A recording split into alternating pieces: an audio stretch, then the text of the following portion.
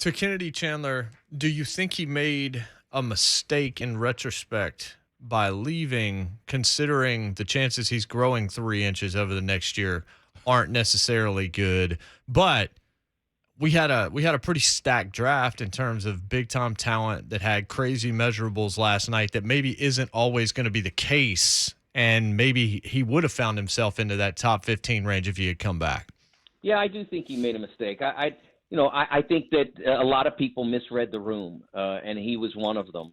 There were more one and done second rounders than we've had in a while, so I think he absolutely made a mistake. If he'd have come back, he would have been a preseason first team All American on a terrific team. Even without Kennedy, people were thinking Tennessee's going to be very good, but with him, they would have been preseason top 10.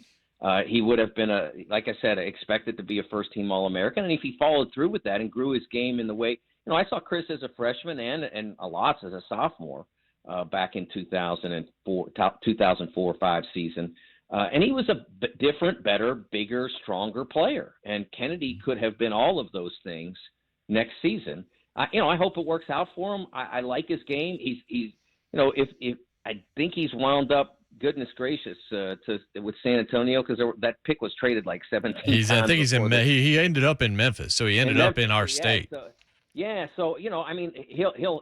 be in a good spot because he's close to home and all of that.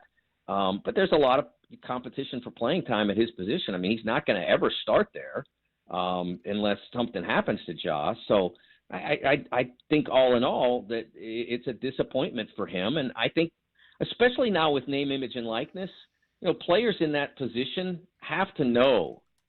They have to know they're going to be first rounders instead of just, I think they have to, without a guarantee.